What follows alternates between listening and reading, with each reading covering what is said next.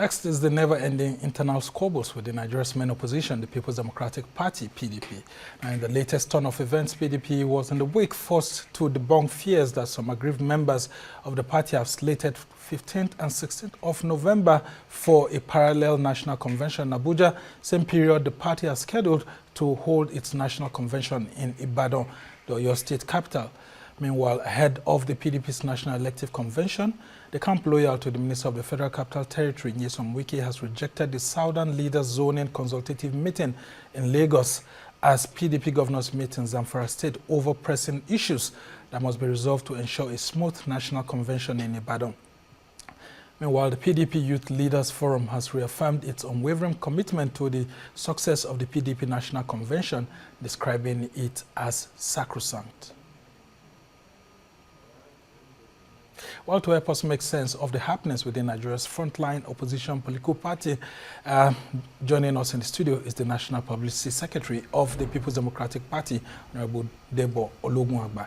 He's also a former two-term member of the House of Representatives. Thank you so much. Good evening, yeah, so nice to be here to speak with you, have this opportunity to have this conversation. Yeah, I mean, what do? We're all here for everyone. Let's talk about the meeting, first of all, that's ongoing in Gusau, the Zamfara State capital today, where we have the PDP governors meeting to flesh out issues. I mean, all this retinue of issues that have happened. I mean, what's the update coming from there? Yeah, thank you very much again for having me, and it's nice to be here. But I think the right way to start is to, first of all, thank our team members of the PDP for their unflinching support and commitment to the party, in spite of all the challenges we have in recent times, because the strength of the PDP is not in Abuja. The strength of the PDP is in the units, is in the wards, the local government, and the states.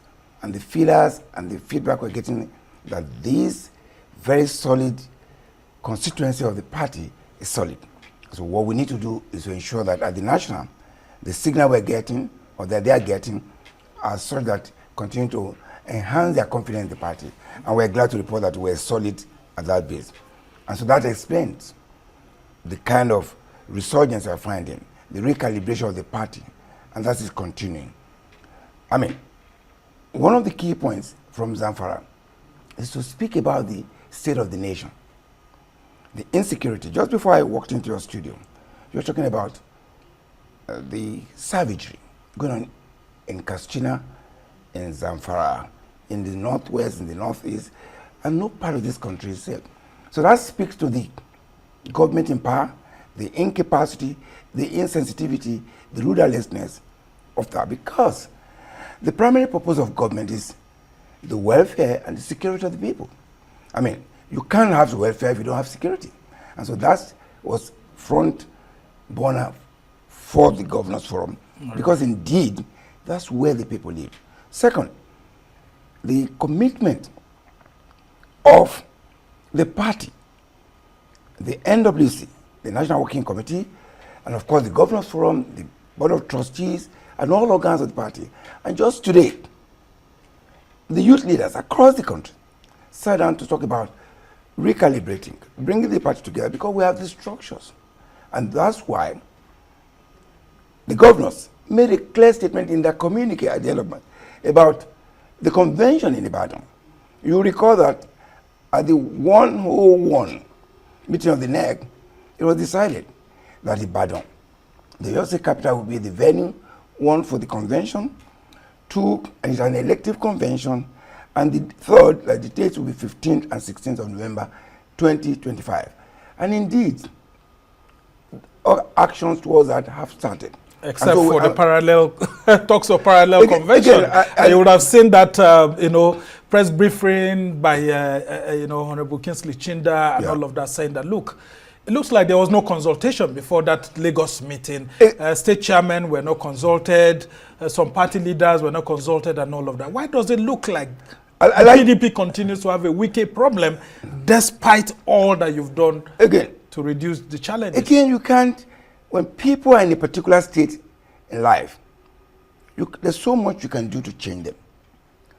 We're a political party that has a constitution, that there's a free entry and free exit.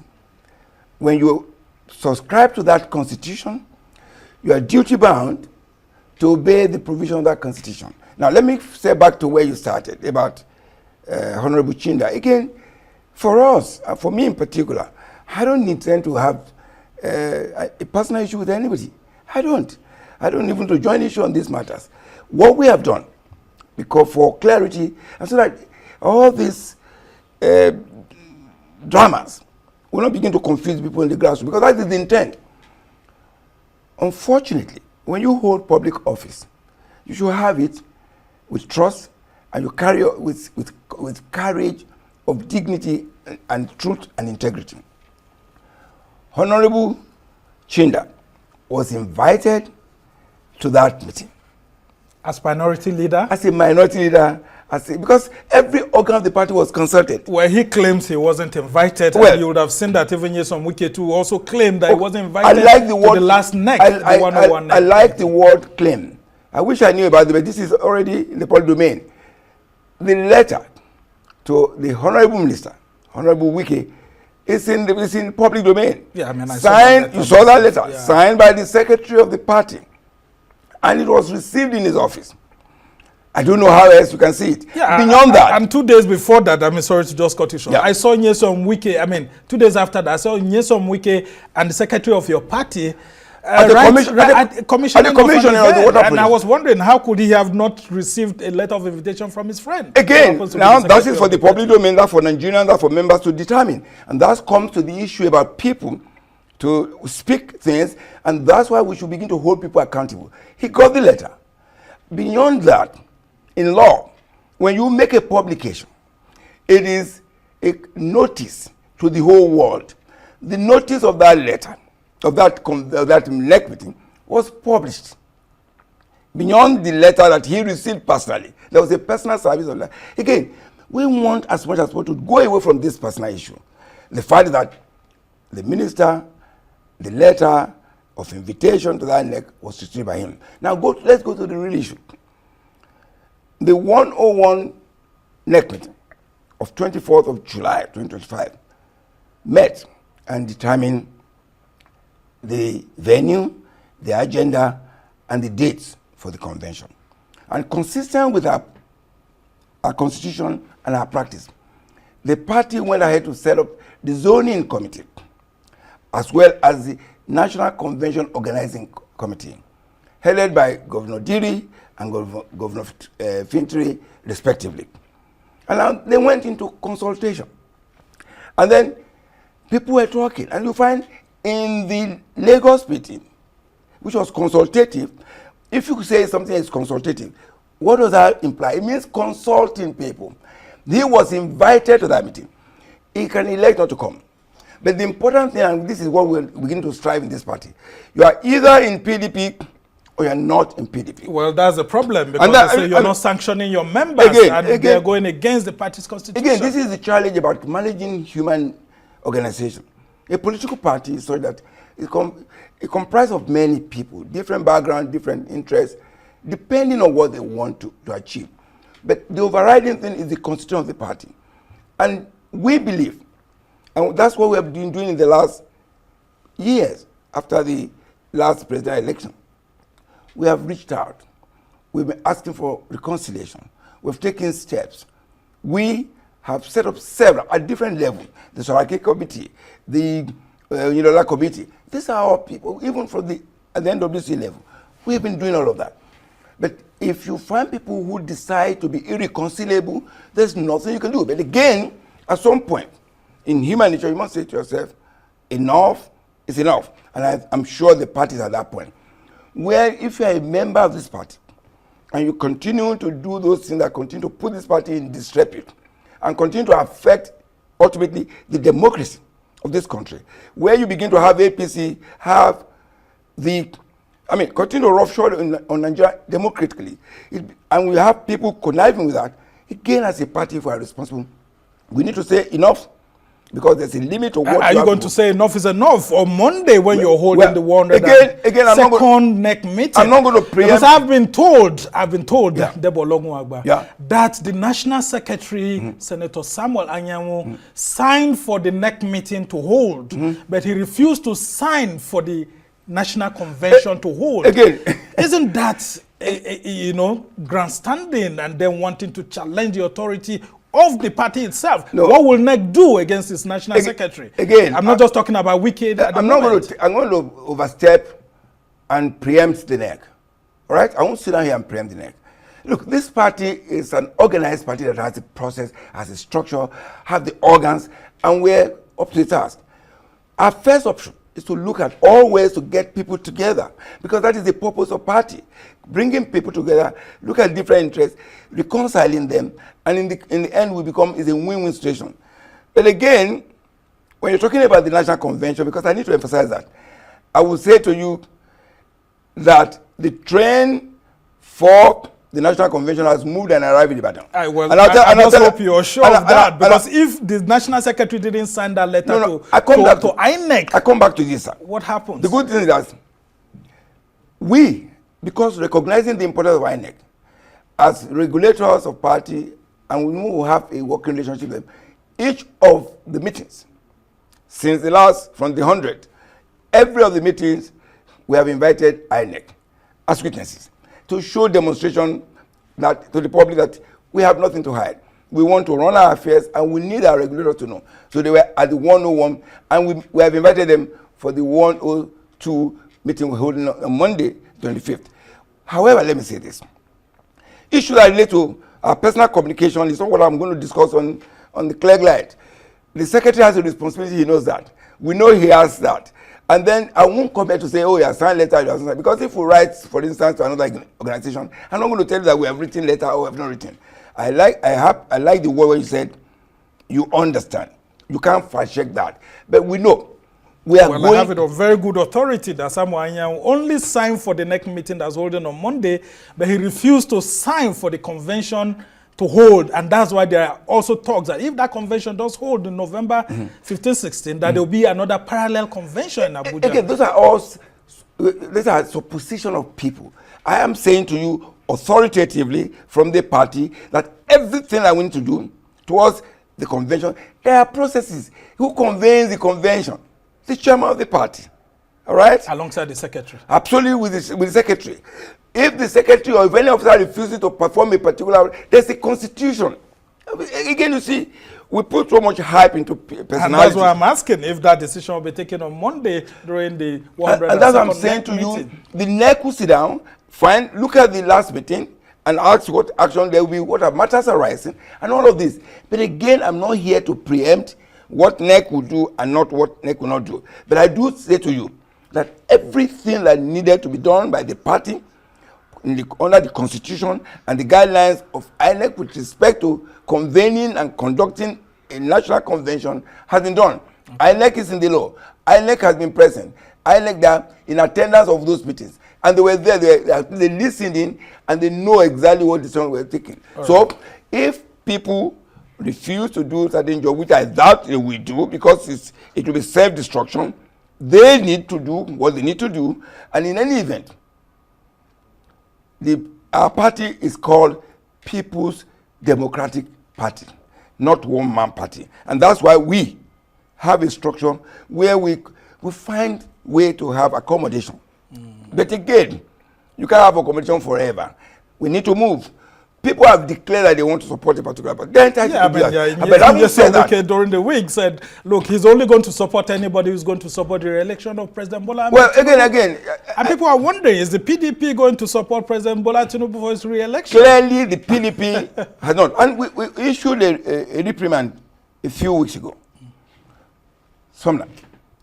We mean every word in that reprimand.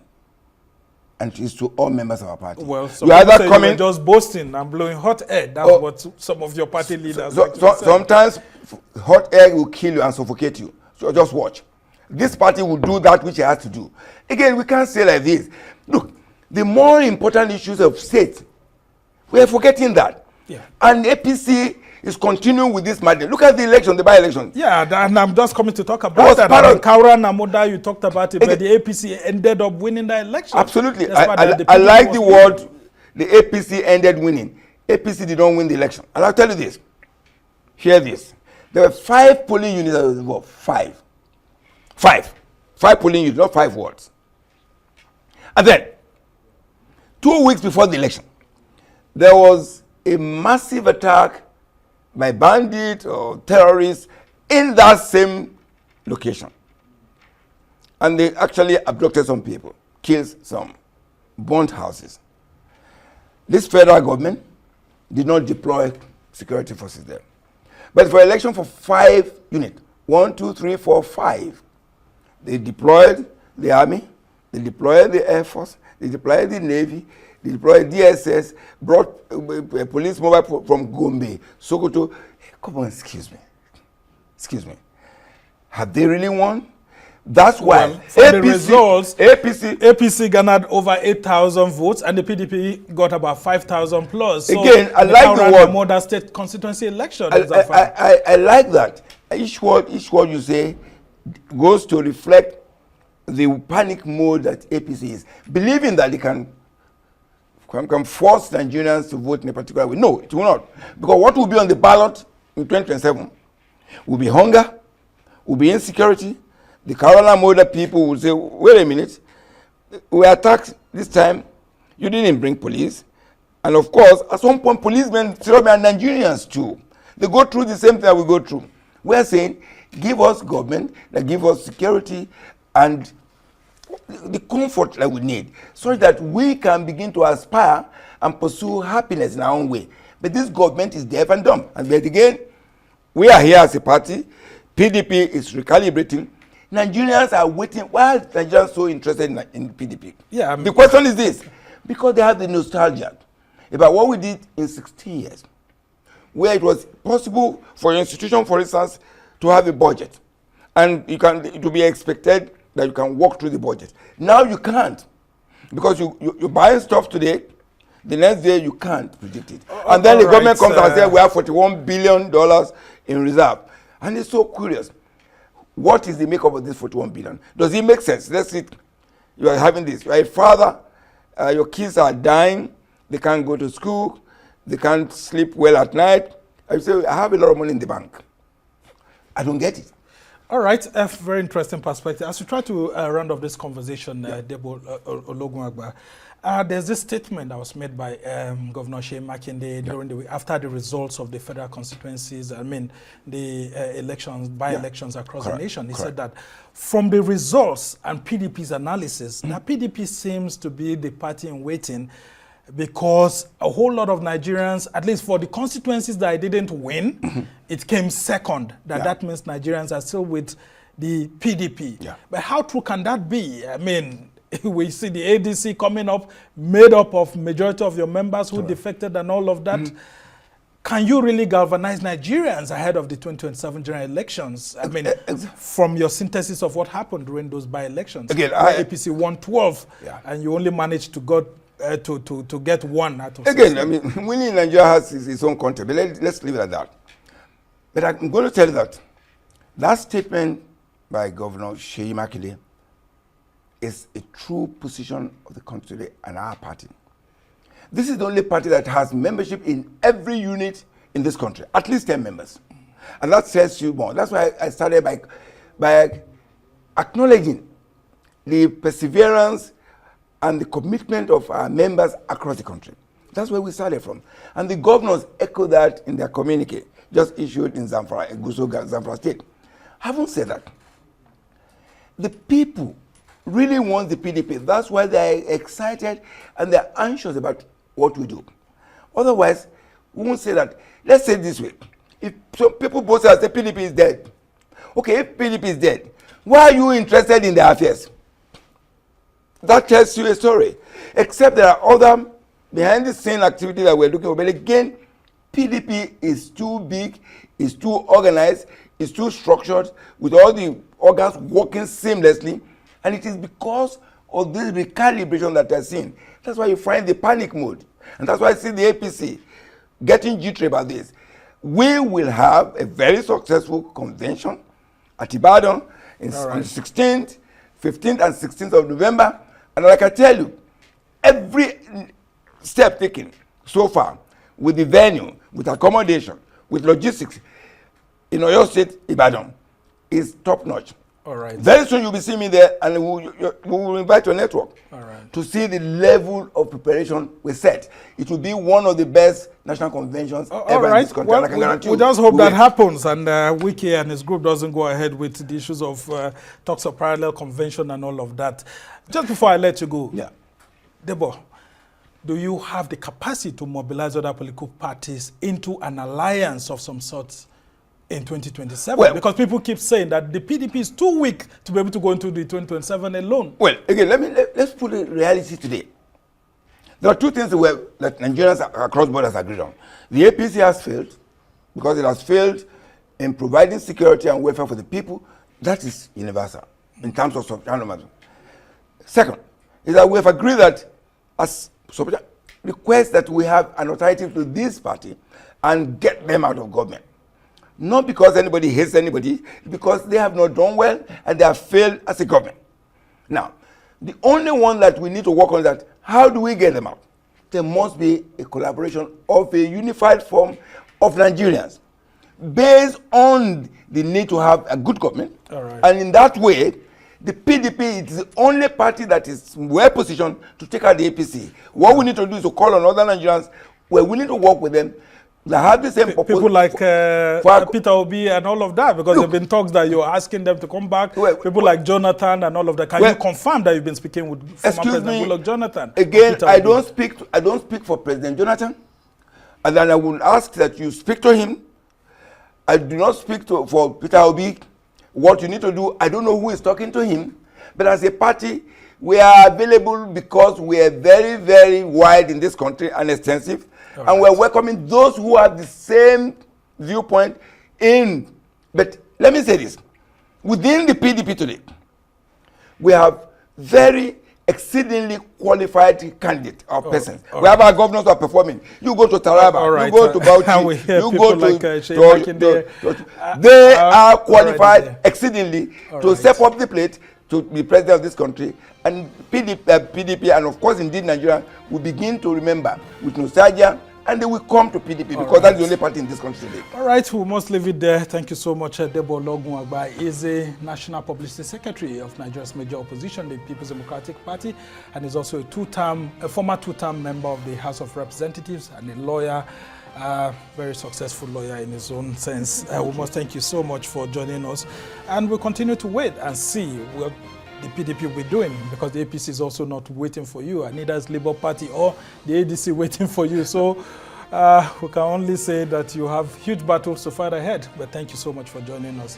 And thank you so much. I really appreciate it. That's the much we can take on this edition of This Week. Thanks to our production team here in Abuja, Lagos, and London. Do join us same time next week for another exciting edition. I'm Sam Nasambo.